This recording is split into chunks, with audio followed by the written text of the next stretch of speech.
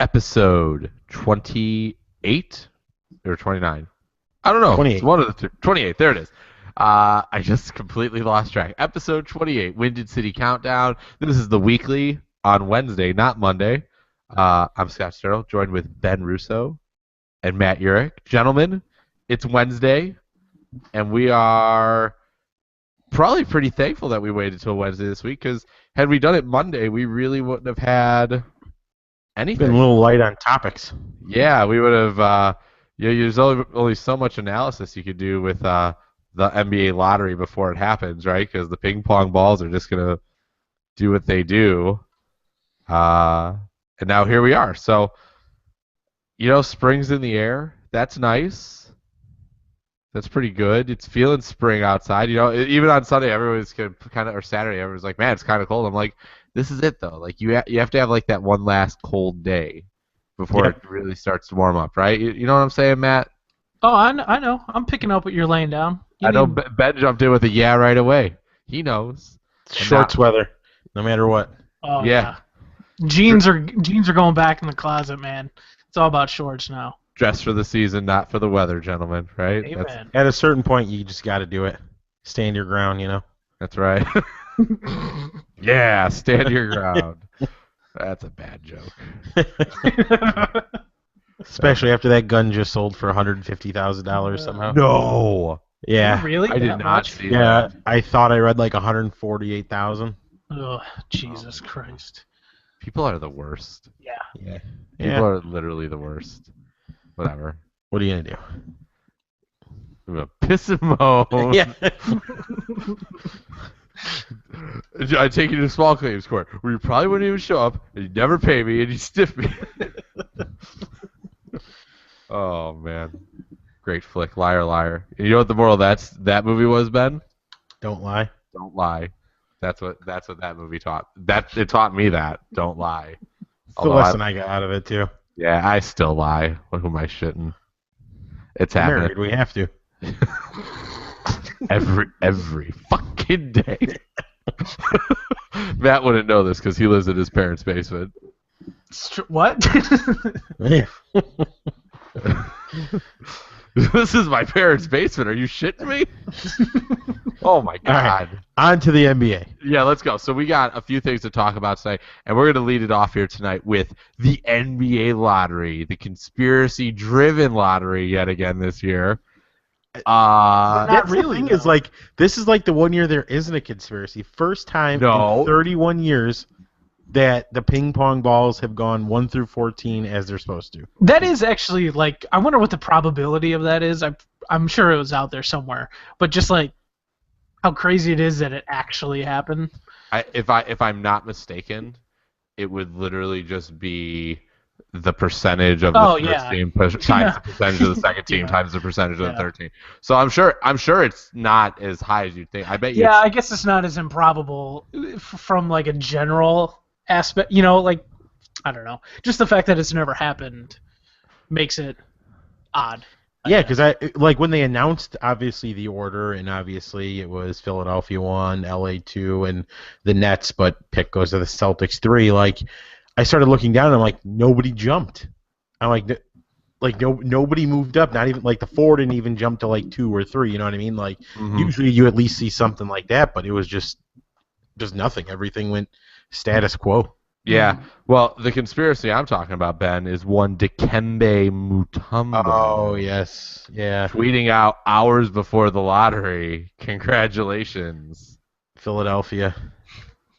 Yes, I do remember that. I mean, that goes into the archives now of conspiracy theorists, right there, with the Knicks getting the #1 pick with the frozen envelope. Frozen, yep. Cleveland getting the #1 pick the year LeBron came out. Because that's a total conspiracy. Which, like, if I'm not mistaken, the year LeBron came out, didn't the Cavs have 2 top 4 chances? I don't know. You might be right, but I can't recall. I cannot recall. Maybe that was I do not recall. I think that was or was that the Kyrie year? It might have been the Kyrie year. Yeah, I think that's what it was. I think that I'm confusing the two. So the biggest winner last night though is clearly the Lakers. Yeah. I mean, the Lakers are 2 ping pong balls going the wrong way from having no pick. Being awful. That would have been because they would have had to have given it up to who? Philly. Philly. Philly. Oh, so Philly could have raked. Philly could have walked out of there. Philly could have walked out of there 4-1. Yeah, 1-4. Wow. 1-4. And then like 26 and 20 and 30 or something like that. Yeah, I think their best case scenario was 1-4. Their worst case scenario was the third only. Yeah. And then, and even worse than that, worse than that would have probably even been the. I don't want to say like the 4 and 5 would have been Well, worse. I guess than, hypothetically they could have walked out of there with just the 4. Yeah, Because if the Lakers would have won and everybody else would, because they could have fallen back to 4. The Lakers win the lottery, and then 2 teams from outside the top jump 3 up. jump in. Yeah. Yeah, so they could have jumped out with the 4. You're right. So there's that. But yeah, I think obviously the Lakers the big winner because now they have $60 million in cap. I think I read, and then obviously they're gonna get Ingram or. I don't put a lot of stock into the cap room right now because everybody over the next 2 years is just going to have monstrous amounts of cap. Like I honestly, like if I'm a big free, like Kevin Durant, he needs to sign like one of those LeBron. A 2-year with a player option after 1 year. Yeah, and I could see a lot of players like LeBron. LeBron might just do that for the rest of his career. Why would 1-year contracts? I just with all the money that's out there. And for some of the and it's been talked about for years, and I'm surprised more players don't do it. But like Derrick Rose got that $100 million deal from the Bulls, and everyone's like, "Wow, look at that!" It's like, yeah, that's great and all, except for the part where he also had a $250 million deal from Adidas, right? Like that's where his bread and butter was. Now, then you have like the LeBron stuff where he's got the $1 billion. $1 billion, yeah. Right, like whatever he's making in the NBA. I mean, listen, I'm not one to scoff at. He's going to make $40 million a year potentially here. But man, like that's it though. You know what I'm saying? Like, what do you care about $40 million when you're making $1 billion? Right? Like, go get yourself into the right situation. Yeah, it's like. And same with Durant too. I mean, Durant obviously has his shoe deal and all that money. So it's like, do you take a deal where you make maybe slightly less playing, but you got all that money to fall? Like that's the thing. Like, my big question is LA desirable still? Like, are the Lakers desirable still? Yes. Is that something? Is that, are they going to be able to draw Durant? Because personally, I don't think Durant leaves, but. I don't think he is either, but I think the next 6 games in that series, and we'll talk about those next 6 games in a minute here. I think they will tell us everything we need to know. True. I think I could see a situation arise here where they lose in 7 and it's tight, and he feels like they're really close, and he does that 1-year deal to kind of bridge himself to the big year. He's clearly going to. What I think he would do, and again, this is going to be something where none of us will ever know, is he's got to talk with Russ and be like, look, like what? Because in a year? Is it a year or 2 years? Russ has 1 more. Durant's a free agent after. Yeah, this. So he's going to talk with him and be like, hey, like where are we at here? Like, are you? Because if they stay together, they're going to contend. I mean, you have 2 superstars. They're going to contend, but man, It's interesting you bring this up because you had brought up an idea. But who's left after? I mean, you have Golden State, and then it's going to be Oklahoma City if those 2 stay together. Spurs are dead. I mean, I'm not saying that they're not going to be a good team, but that core is gone. Well, yeah, it feels like Oklahoma City knocking them out was like that final last hurrah. I mean, Duncan hasn't been the same. I mean, they got Kawhi Leonard, who's obviously become this fantastic player, arguably top 10. He's a top 5. He's a top 5 player. He's maybe top 3 player. Yeah, he's probably a top 3 player all around. In the league right now. But it's Curry, Kawhi, LeBron. Yeah, and then like you look though, you got guys like Ginobili's old, Tony Parker's getting old. I mean, Duncan's more than likely gone. I think I think it's possible that at least two of them are gone. Ginobili I and think Duncan could Ginobili's go. done. I think Ginobili's done. So Yeah, I mean, And I mean, Durant's not going to go to the Lakers because, yeah, that team might look fun, but you're talking about 3 or 4 young guys, and then Durant. He's not winning anything with that group. He's definitely not going to Washington.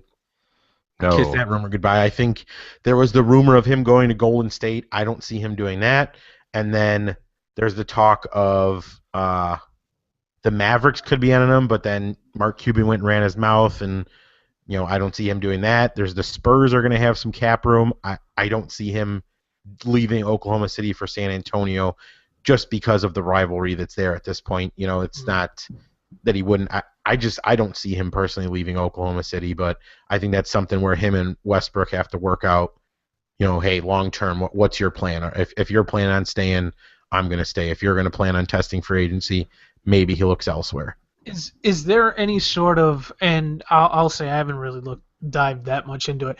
Is there any true rift between those two? I mean, is it because obviously Russ wants to be alpha dog. I think that's pretty obvious. But Durant's not really the I don't even know how to say it.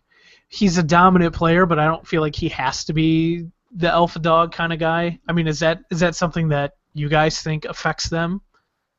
I think it's something that's built up by the booyahs and first take and stuff. I think Durant's perfectly comfortable with what he is. I think Russ doesn't care what anybody thinks about him, and it's for better or worse. I think if Kevin Durant leaves, I think it's because Kevin Durant and the people that he's surrounded himself with are going to look at the Oklahoma City Thunder and they're going to go, because here's the thing. I think if Durant's smart and Durant's going, I want to win a championship, I think he has to go east. I do, and I don't know where he would even go east because the East is just absolutely horrendous. Yeah. Well, he's either going or he's going to find a way to go to Golden State if he really wants to win. I mean, if it's about winning a title here for him, though, I mean, staying in Oklahoma City isn't a bad thing. I mean, I'm looking at the Spurs numbers right now. I mean, it's not as though Duncan and Ginobili were the 5th and 7th. I'm sorry, they were the 4th and 5th highest scorers on the team at 9.6 and 8.6 a game.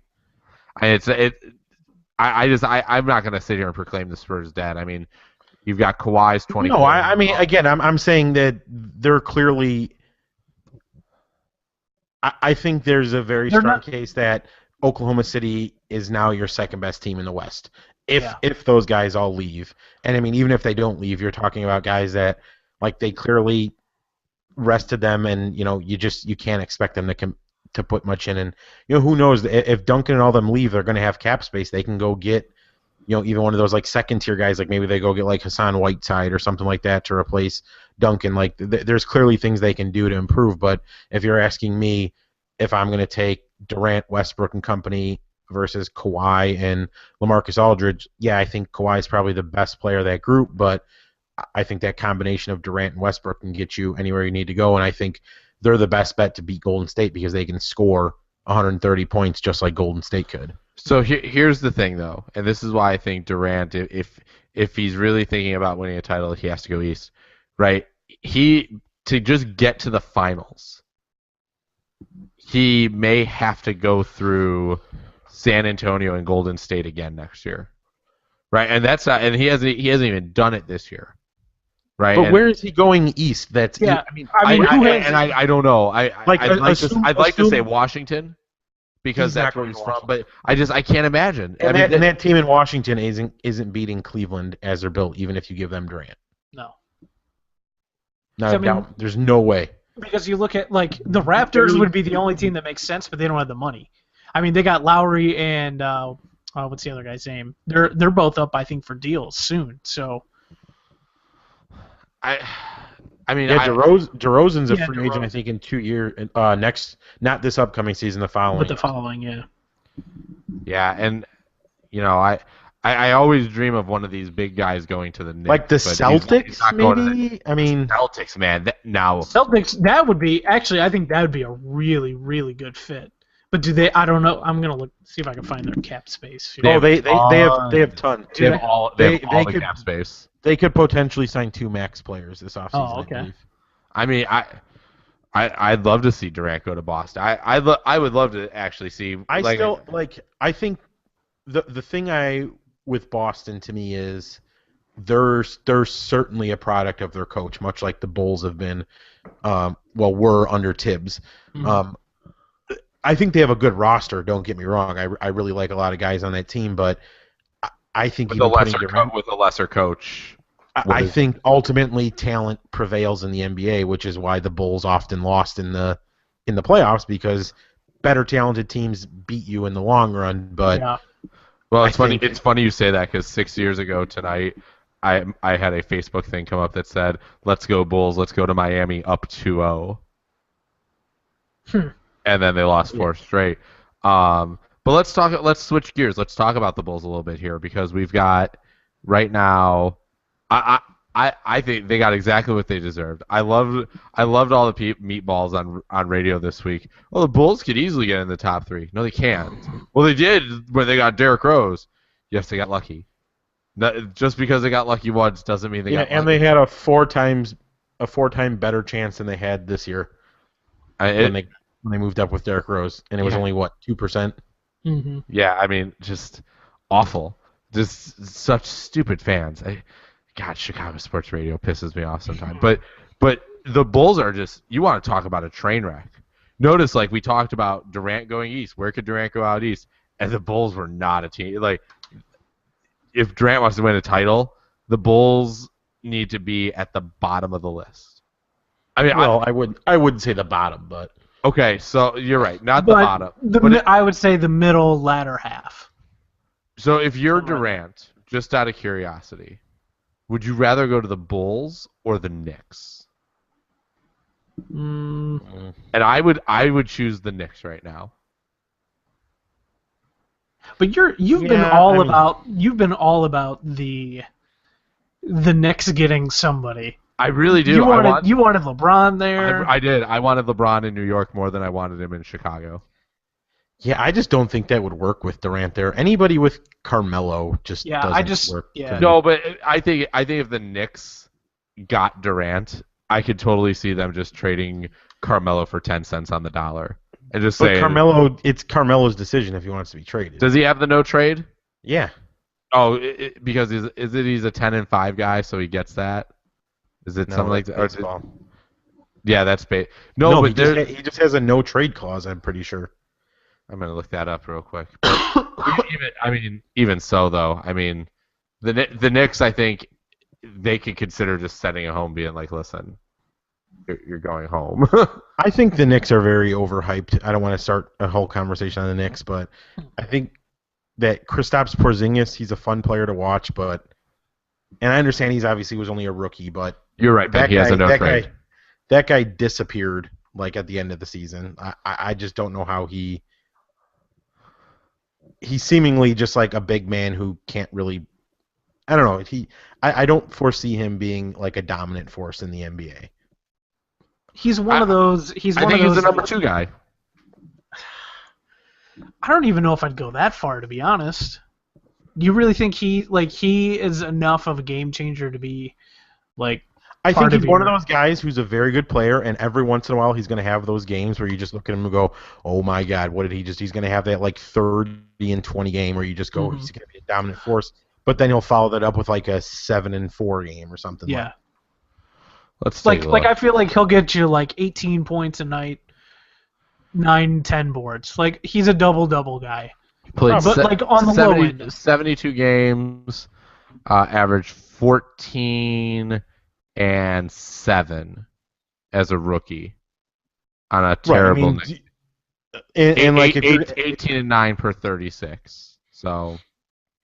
And again, so call it like let's say superstar level. Like what's superstar level then? I mean, do you really see him getting to that like 25 and 25 between 25 and 30 and then, 11, 12, 13 rebounds? I'm not saying it's impossible. I don't He's only 20. That's fine. He's only 20. This is his first year playing like real basketball. I mean, he was in Latvia, obviously. I don't know. I'm not. I won't go as far as our. I mean, Matt was a part of the text this week where Ben and I discussed our evaluation of Kyrie Irving and John Wall and Derek. It was just. That was great. That was great. I mean, I said Kyrie would never be as good as Derrick Rose. You said no, you said Deron Williams. Deron Williams, which What? man, And then I said I think he'd be. I said I don't think he'd be as good as Derrick Rose or Rajon Rondo, but I think he'd be better than John Wall. Man, the NBA has just changed in 5 years. It really, really has though. Like if you look at that point guard list that we put together, and I wish I could still pull it up, but like your top 10 list, Scott, like I would argue maybe like 2 of those guys are still top 10 point guards, like Chris Paul and John Wall. That's like about it. God, because Rose is hurt. I need to see like 2010 point guard stats. That's what I need. Because I'm interested. Well, anyways, let's go to the fact that the Thunder now they have upset the Warriors in Game 1. Should the Warriors be panicked, Matthew? No, I mean, was it a little unexpected? Yeah, I mean probably. How many games has Golden State lost at home this year? Like playoffs 2. included. 2? Oh. Yeah, I think only 2 still. I think they only lost 2. They lost 2 3 during the regular season. Did they lose a home playoff game? No, so this is their third loss. Yeah. So I mean, either way, I guess you could say it's a bit of a surprise, but to me, Oklahoma City, obviously they're a talented team. They're coming off that high of beating San Antonio, which I think a lot of people thought it was inevitable that it was going to be San Antonio and Golden State. So I feel like they were sort of riding. It almost, in a sense, reminds me a bit of when, like Scott talked about earlier, when the Bulls knocked off Miami in Game 1 in the Eastern Conference Finals. You know, what year was that, Scott? 2010? 10 or 11, something like that. So, like, it sort of reminded me like that, but I also think this Oklahoma City team's built a lot better. I think this series goes at least 6. I still think Golden State pulls it out. I mean, they're just such a talented team, and when Steph's on, but Steph didn't really have that great of a game the other night either. So, as of right now, I mean, I'm considering how shitty that first game was in the Eastern Conference Finals. Like, my God, I want this to go like 6 or 7 just to give us something good to watch. Is Cleveland going to win 12 in a row going into the finals, Ben? I think they might. I don't want to start like celebrating this, but Cleveland might. I mean, I think Cleveland can hang around with Golden State this year if they're completely healthy like this. They hung with them last year without Kyrie. That's what I'm saying. Like if they're and with Kevin Love like forgetting how to play basketball last year too. Love was out. He was out. Oh he yeah, had yeah. shoulder injury too. Okay. Well, there you go. LeBron after Game 1 dragged them to 2 victories, if I'm not mistaken. Yeah. I mean, they lost in Game 6 in Cleveland. That's outrageous. Absolutely outrageous. So, and I mean, they can score. I mean, they're hitting 3-pointers like crazy. Yeah, and they look like the team that I think everybody thought they could be like 2 years ago when this all like came together, because the way that offense has been. I mean, I watched a quarter and a half last night of that game. I mean, it was over so early. I mean, halftime came around, you knew that game was over, and I know, you know, I think all 3 of us agree with this. We all like LeBron a lot, even though people seem to hate him. You know, whatever. But I'm okay with seeing LeBron win their championship. I'm a lifelong Cavaliers fan, so obviously it's fun to see. I love Ben's allegiances. They're my favorite part of sports right now. Oh, as a lifelong Sioux Falls, whatever fan. Hey, who's your WNBA team this year? Do you have one? Minnesota. The Lynx, huh? The Lynx, baby. There you go. Ooh, boy, it's happening. They beat the Sky today. Did they? They did. Ben Russo with your weekly WNBA update. Let's let that be the last time we talk about the WNBA on this podcast. Quick thing about the WNBA and women's basketball. I don't dislike women's basketball. I think it's fine. It's its own game. I hate so much when people try to compare the men's and women's games because they're different games, right? The only thing that ever bothered me was when they celebrate like a girl dunking, and it's like she's like 6'11" and she dunked. I'm like, well, I hope so. yeah, that doesn't even bother me. It bothered me when they were trying to compare like Gino Auriemma and the Yukon Huskies. And like, oh, they won 100 straight games and beat the UCLA and John Wooden Dragons. It's like, no, they didn't. They did not. Right? Like it's a different. Those are two different games, right? Like you don't compare baseball and softball, right? It's just they're different games. So the women's game is below the rim, the men's game is above the rim, and that's not a knock on the women's game. It's fine. It's just stylistically the two games are different. Right. Yeah. Like it is what it is. So, I think that's all we got on basketball. The Bulls got what they deserve. The Bulls are. Let's really quick finish up. They get the 14th pick, which is awful. They are officially in basketball hell. They are moving on from the nepotistic hire of Derrick Rose's doctor trainer person, and now that Derrick Rose is no longer their star, we're going to go ahead and bring in Jimmy Butler's guy or girl or whatever. So that's awesome. So we're going to do that star treatment now. And I just don't know that the Bulls really understand what the hell they're doing. No, I think it's pretty clear that they don't know what they're doing.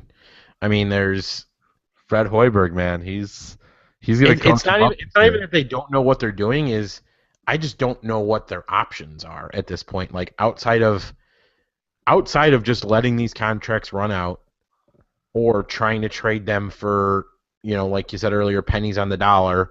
Like what else can you do? Like you don't have enough money to sign a free agent or two, but you're not getting Durant.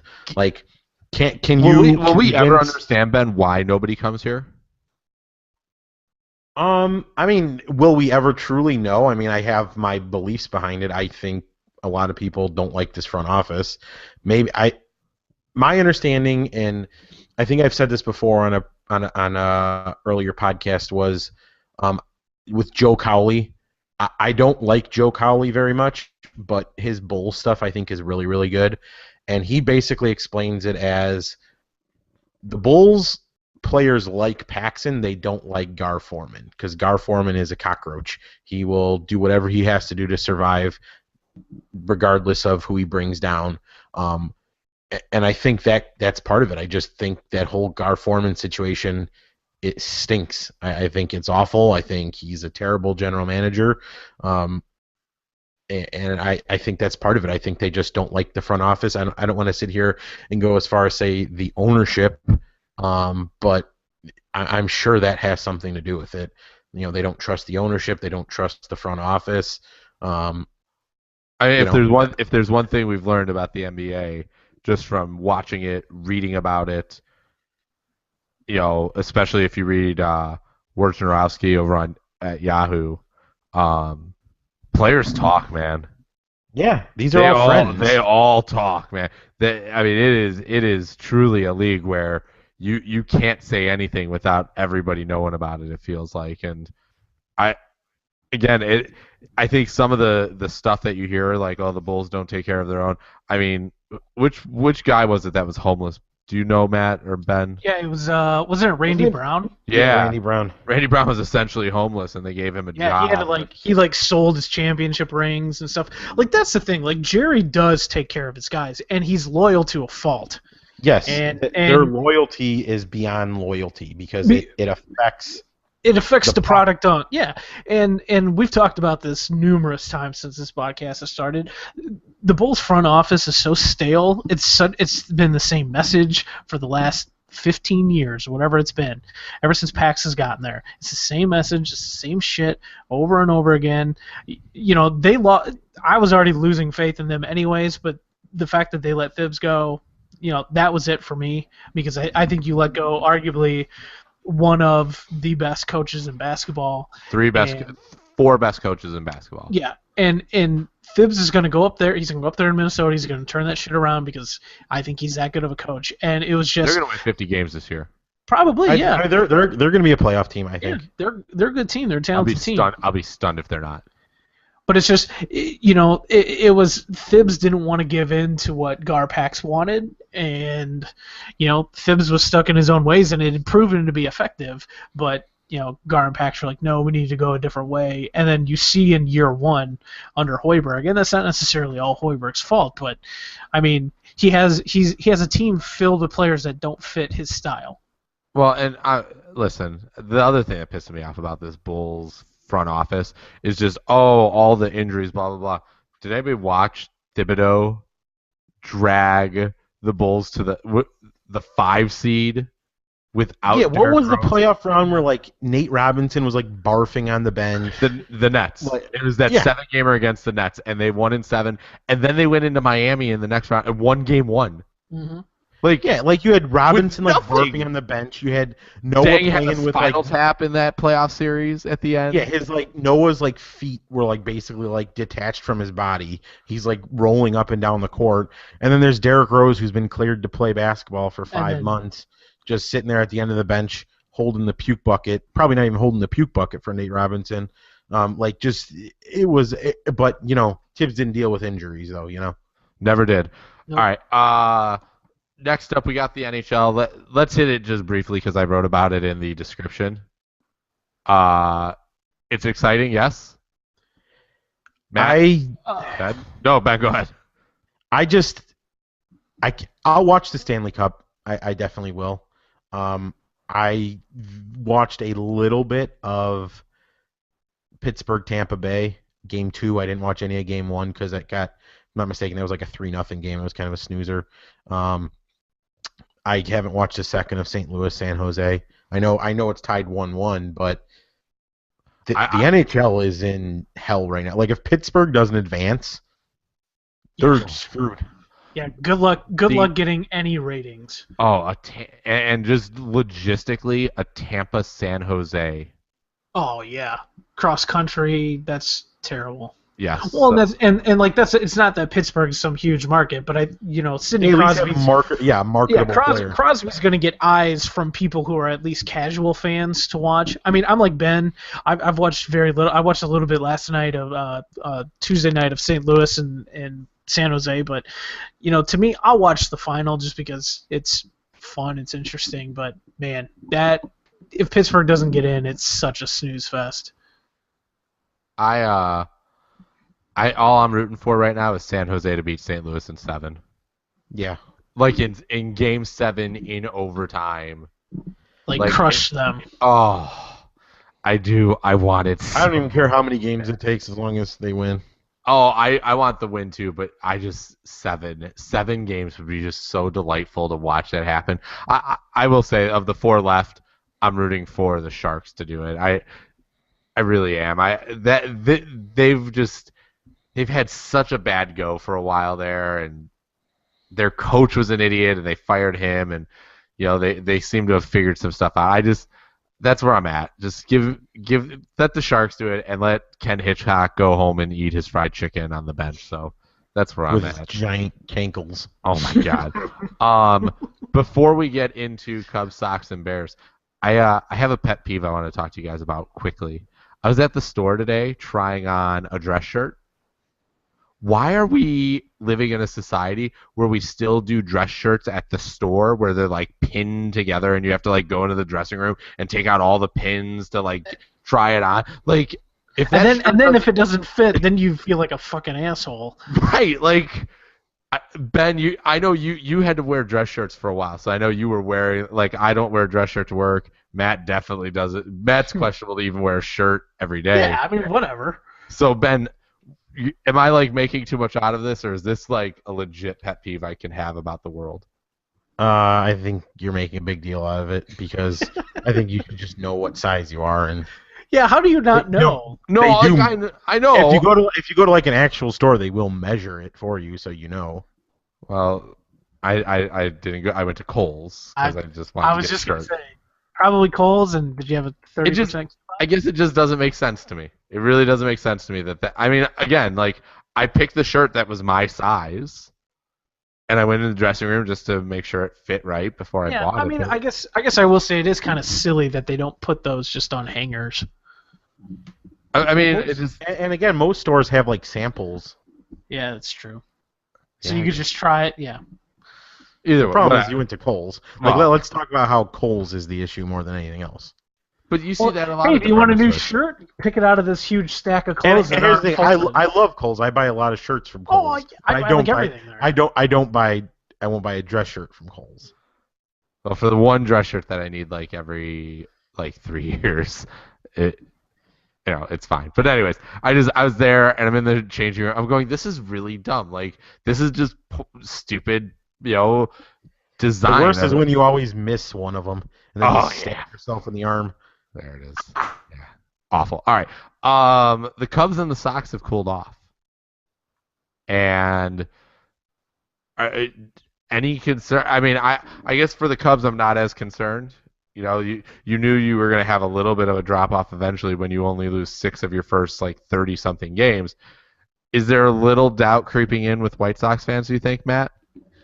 I would think so, just because I mean we saw them, they come out so unexpectedly, I guess you could say. Because did any of us really think they'd jump out to the record they started off with, whatever it was, 20 something and 10 or whatever it was, and for me, I think, and this is something we all discussed too, was that lineup still needs another bat, and that's, I mean, they've had trouble. They've had trouble scoring runs as of late. Their bullpen's been kind of shaky at best as of late too. So I mean, I know it makes us sound like homers because the three of us are all Cubs fans. The thing with the Cubs is there's so much talent on that team that I think you can't get that worried and that upset right now in the middle of May.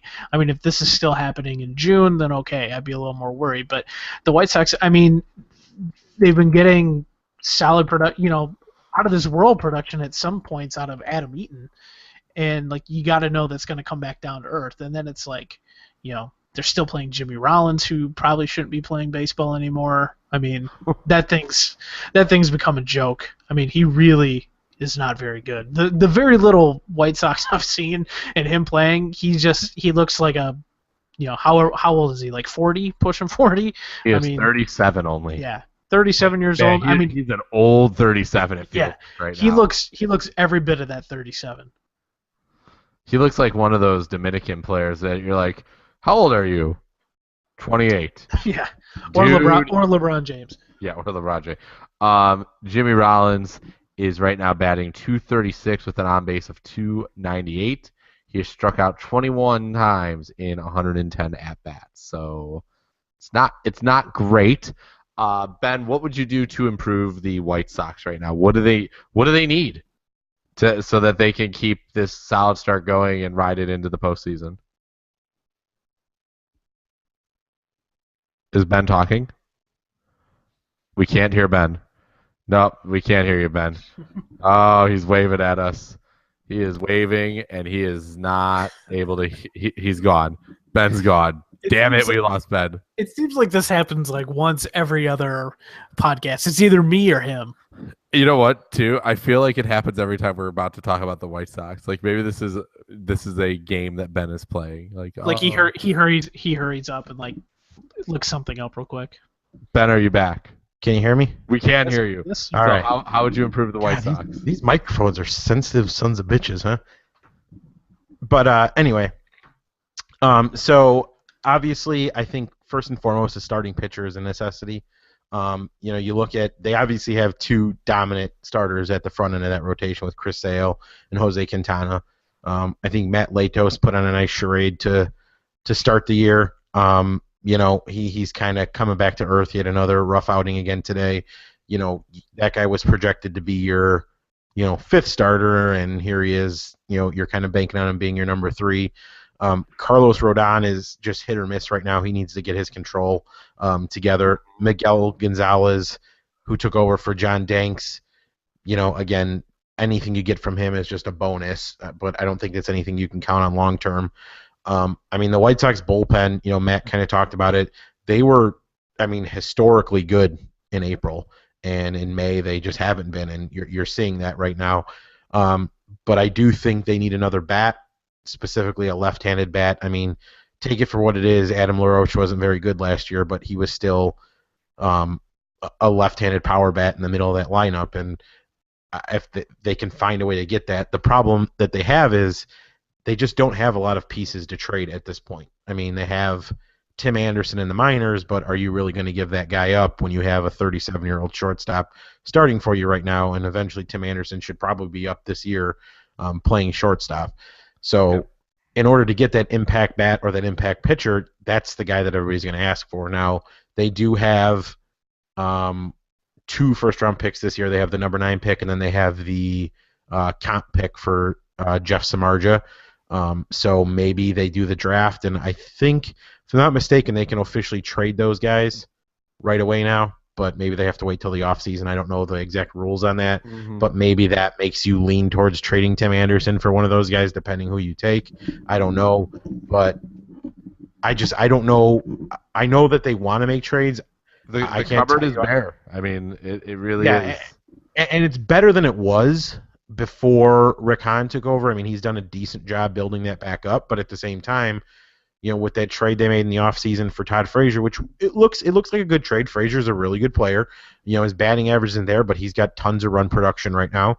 I think that trade really wiped out. I mean, they traded essentially 4 of their top 12 prospects in that trade. So it's going to be rough to really get that impact bat. I think they'll find something.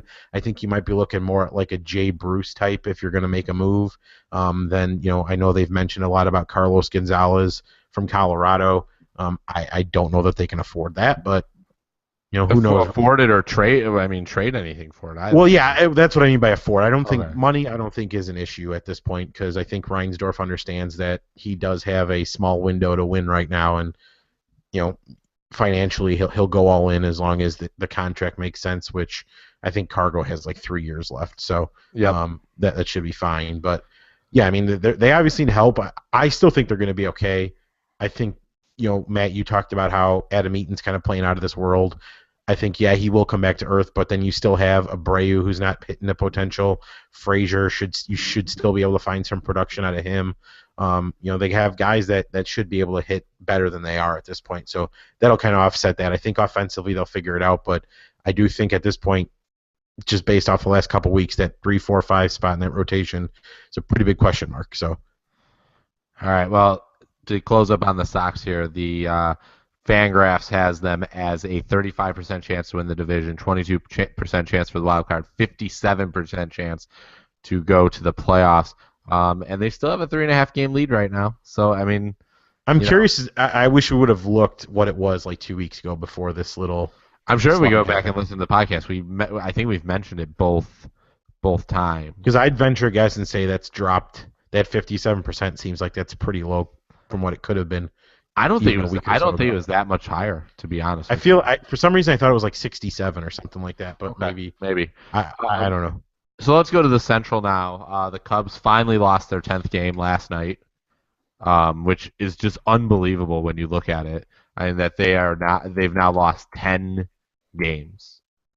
I mean, and here it is. It's 10 games, and it feels like it's the end of the world right now. Crumbling around us.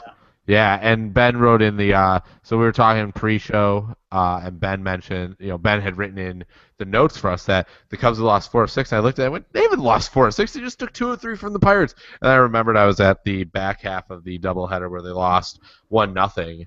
So a little hard luck in one of those losses there. I mean, opportunities were there.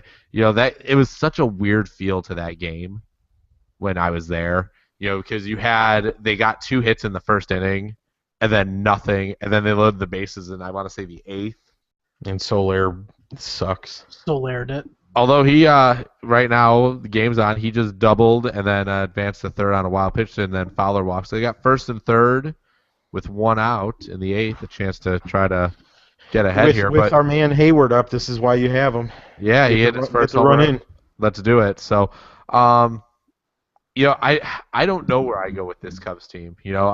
I love everything. I love a lot of what they have. it sucks that we lost Schwarber to start the year. That's no good, and I don't think I don't think we've really felt any effect of that at all. I mean, yeah.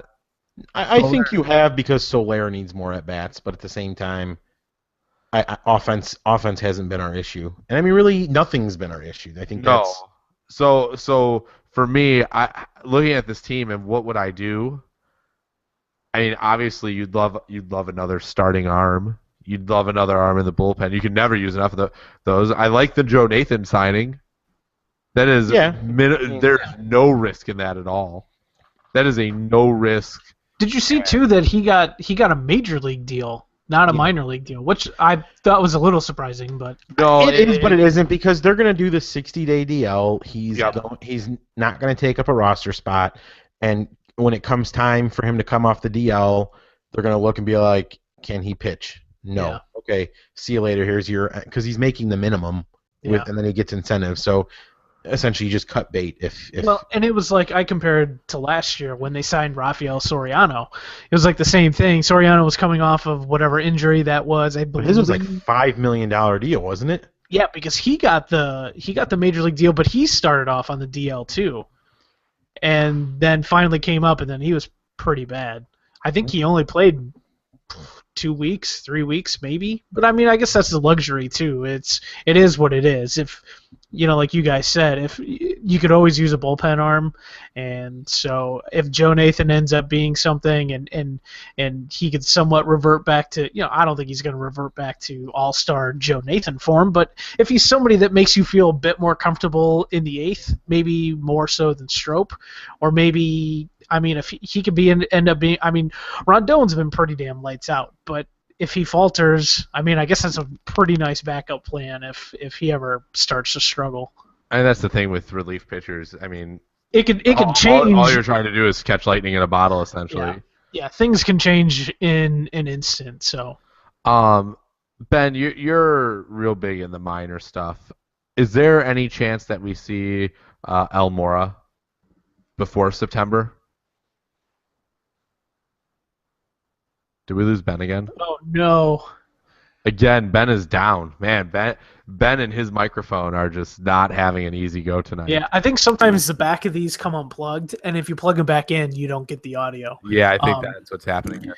But so, I'll touch on jump in on Almora. I'll touch on the Almora thing because he's been playing really well too, as far as I know. He's been playing pretty well down at. You're back, Ben. You're back, Benny. We're talking Almora here. Yeah, so I think it would take multiple injuries. To see him, just because that's not a guy you want coming up and playing, a couple times a week. That's a guy you'd want getting at bats. So I think, and especially the versatility they have right now. I mean, Baez can play out there. Bryant's been playing out in left field. Right. You have Soler. Right. So, like you said, there would have to be a bunch you'd have injuries. to lose Fowler and you'd have to lose two of Bryant, Fowler, Hayward, Soler, or I guess Baez. But if you lost Baez, I think you'd bring up an infield guy more than an outfield guy. So I think that's what you'd have to lose two of those guys to see Almora this year before September. Although we say all that, and I think we all sat there in June. It was the day the Hawks won the Cup last year, and went, they're really going to bring Schwarber up. Can't believe it. And then he was a fixture in July, and I don't know. Remember, they brought him up and then sent him back down, and then brought him back up again because he clobbered it for a week. I mean, they brought him up to be the DH for that 7-game or 10-game stand or whatever. Mm-hmm. Yeah, so that made sense, and I mean, the way he played that week, it was like, okay, let's get him up here and see what he can do. I mean, Almora is not going to be a guy who's going to come up and hit 40 home runs or 20 homers even. Like, he's more your defensive guy, your on base guy. He's got a little bit of pop, but not he's not Schwarber. I mean, let's be realistic. No, I understand. I just just thinking back to last year, I think it was a huge shock when it happened. With the Cubs, the biggest thing I would look at right now is I'm keeping my eye on the Yankees at this point. If they fall apart, I'm calling them on Chapman or Miller at that's what I want. I want the bullpen arm. I want another shutdown guy. I mean, you look at like what the Yankees have now, what the Royals had last year. I mean, they only needed their starting pitchers to go 6 innings, and you had your 7, 8, 9 just set up. I mean, And that bullpen was like historically good too. Yeah. So my question to you is, and I guess this is, we're only a month and a half in right now, so a lot of things can change between now and then. But I know a thing that all of us agreed on earlier in the year was that the Cubs probably needed another starter. But with the way that Jason Hamill's been pitching, I mean, do you feel comfortable enough with where they are 1 through 5? I mean, I thought Hendricks pitched okay yesterday. I mean, it was what it was. He's your number 5. Yeah, as your 5, it is what it is. But and he's not going to pitch in the postseason. Yeah. So has Hamill's hot start been, enough to sort of quench your desire of getting? But Hamill's always been a first half guy. Yeah, that's true, and that's what I mean too. I think you need to see the second half before you sit here and say, I mean, at the end of the day, to me, and I had a couple tweets about it, was I think this is the season to go after. If there's a big name arm that becomes available, you go after him. You unload some prospects to get it because of the Arrieta uncertainty. I think we all need to be really realistic and understand that I'm not sure Jake Arrieta is back beyond next season. I think that's a legitimate, realistic option. If he really wants 7 years, maybe the Cubs go 7 years, but he's not getting. He's not going to get that money. He's not getting $30 million, $35 million a year. He's going to be 32 at the end of this contract, correct? Yeah. Well, yeah, he's got the arb year left. So, and they're obviously. The Cubs are just in a tough spot with it because he's got the arb year left, and that's usually when you see guys like that moved. But they're not going to move them because they want to win a World Series, and you're not winning a World Series by trading Jake Arrieta. And they've already said he's going to get more than likely the biggest arbitration, Well, I think he already got it, didn't he? Did he? He may have, yeah. I could be wrong. I thought he already got it, and then, he's going to have to go and do it again. But he's not going to get the deal that he wants from the Cubs, and if he's really not willing to talk that down, I think we all have to understand that that's where it goes. And at this point, Arrieta knows he's got all the leverage when it comes to the Cubs. We don't have another arm coming up. We're not the Mets, where we have, we're just loaded with pitching prospects. We don't have anybody that's going to come up and do anything like that, or even have to me, honestly, has the potential to do anything like what Arrieta does.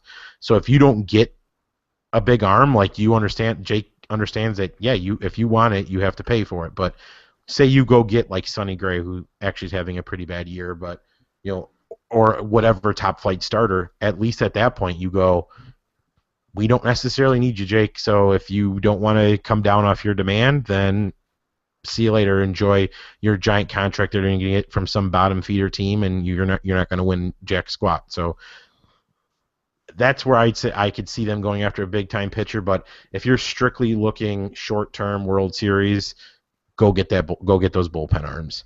There's way too many. I like a lot of guys in the pen, but outside of Rondon, I don't know that I could sit here and say that none of those guys are replaceable. They're all replaceable. So you get me Chapman, and I go with Chapman and Rondon for the 8th and the 9th. Perfect. I agree. We just solved the Cubs' problems, and they don't really have any. So go us. We have Willie Young on here, but I think we're pushing an hour here. Yeah, probably pretty close. I don't know. Whatever. The Bears want to sign Willie Young, I guess. And if Willie Young wants to sign here, I mean, you do you, Willie Young. Yeah. It's just a odd circumstance. We touched it briefly before we hopped on here. It just seems weird because Willie Young doesn't fit as an outside linebacker. He had a decent enough year last year, coming off his Achilles injury, and now the Bears reportedly want to sign him to a 2-year extension. I don't know if that's just to help open up more money, but it's not. I mean, they're fine in terms of cap space, so just seems a little odd to me. Whatever. I'm super indifferent at the moment to whatever the Bears are trying to do. It just. Yeah, I mean, at the end of the day, Willie Young's not doing anything. It's all up to Leonard Floyd to not be a bust. So. Yeah. Right, and if this is the difference, if you're looking at Willie Young going, man, if we don't re-sign him, we're not going to win a Super Bowl in the next 2 years. then Ryan Pace is truly failing in the front office. So, I don't know. Ben, closing thoughts as we wrap this up. I just have to not let the Cubs just bring me down. If they fall to 27-11, how we could be upset about it is beyond me. But it just feels weird. I'm gonna feel miserable that they're because it's the Brewers. Like I could take look losses. At the team. Look at the 11 losses too. That's the weird part. 2 to the Brewers, Padres, 2 to the Rockies, 2 to the Brewers if they lose tonight. 1 to the Braves. 1 to the Braves. So 7 of your 11 losses are that. 1 to Arizona, who isn't exact, and it's Arizona, and you didn't lose to Greinke or Shelby Miller. Yeah. So that's really bad. So that's 8. Who are the other 3? Pittsburgh. Okay, the Pittsburgh one's fine. St. Louis. St. Louis one's fine. Who else did they lose to? That's 10. I can't think of the 11. Oh, the 11th would be the Brewers. Oh no, I think I had the Brewers for 2. Maybe. Did they lose the Reds? Lost 1 to the Reds. Yes. So that's another crappy team. So yeah. So 2 legitimate losses so far. So whatever. I don't care. Cubs are going to be fine. Hey, you know what we didn't talk about, and I really want to talk about it, and we'll talk about it more over the next couple weeks here. We're going to the Copa America, the 3 of us. Hey-o. USA, Costa Rica. Our first national team experience of any sport, I believe. Yeah. First time for me. Ben, you've never been to a USA game? No. I think the thing I'm looking forward to most is watching how much Soldier Field America's all over itself. Oh yeah, my civic pride is going to be beaming that day. I mean, I've already shown you fellas my shorts that I'm wearing that day. I hate you guys. If you guys seriously start chanting, I'm going to a different seat. Well, you're gonna have to go over a few sections because you're gonna be in the chanting section. You already said you hated me because I'm bringing an American flag. So correct. I won't sit by you then. It's fine. I just better hope that somebody doesn't stand in front of me when somebody scores a goal. I'm going to purposely stand in front of you the entire time. I'm looking forward to that moment so much. So over the next couple of weeks, we'll do some previewing of this. Ben being old negative Roos about wearing American flag shorts, and I've already made there's already a black mark on this because basically the only soccer player I know, Josie Altidore, will not be playing due to injury. And then that's the only soccer player you know? We got the Howard, the goalie. Okay, but he might not play. He probably will. But Jesus Christ, another guy that I know. Well, no, he's not like hurt, but you got Freddie Adu. I know him. He's playing in like the 3rd league of Finnish soccer or something. I'm pretty sure. Dempsey. He's gonna play. He'll play for sure. Bradley. Yeah, he's your captain. Give me a second. Right, Scott Bradley's the captain now, not Dempsey, correct? I believe so. Yes. Donovan's gone, right? Yeah, he's Donovan's been gone since the World Cup. Before the World Cup. There's another guy who's got really weird hair that plays for the Seattle team. Can't think of his name. There's a young guy, Mucinex. Yep. Definitely Mucinex. What was his name? Musicic? What was it? I don't even know how to say it, but I think is it Pulisic? Oh, it starts with a P. I thought it started with an M. Christian Pulisic, yes. Yeah. We'll and go with Ben, Pulisic. Ben, the man with the weird hair is Kyle Beckerman, by the way. See? I think that's who you're thinking of. But Beckerman, I don't believe plays for Seattle. We got Toronto? Chris Wondolowski. You got DeAndre Yedlin. I like that guy. He's good. Ooh, Beasley. Did I say him already? Michael Beasley. He's not on the team anymore. He's really old, right? Yeah, he's like 40. He was on the World Cup team, though, right? He was, and everybody had a bitch fit because he got picked over. Well, not over Donovan, but Klinsmann made the point that he wanted younger guys. Yet he brought Beasley along for that was Beasley's 3rd World Cup, I think. I think so. Yeah, it's. I hate Jurgen Klinsmann. Yeah, he sucks. So you're not going to chant with us, Ben? No. I believe that, that we will win. I believe believe that we we will win. It's gonna be great, man. Win what?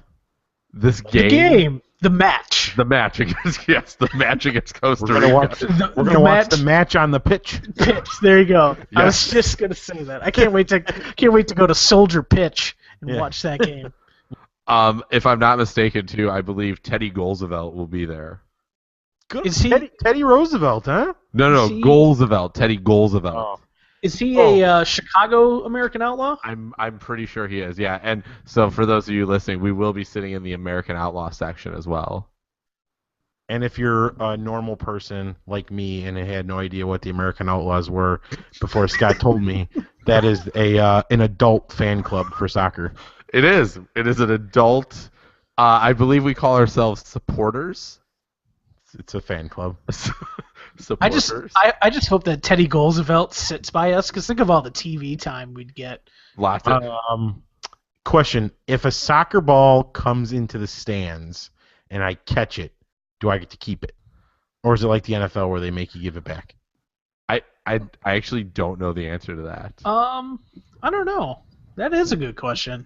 They'd probably make you send it back, unless you do like the thing that guy did in that Monday Night Football game years ago at Soldier Field. Jump onto the field. Yeah. So basically, what I'm gonna bring like a small pocket knife and just pop the ball, so then I get to keep it. All right. Well, hey, They might consider you a terrorist then, and that would be bad. well, no, you'll be all right, because I have a pin I'm gonna wear that says "Proud to be an American." Of course So- you do. And now you have a pin as well. That sounds like the most Streeter thing. Oh, Ben, No, I didn't tell you what I bought. I've had the pin for a while, by the way. Ben, I bought a scarf.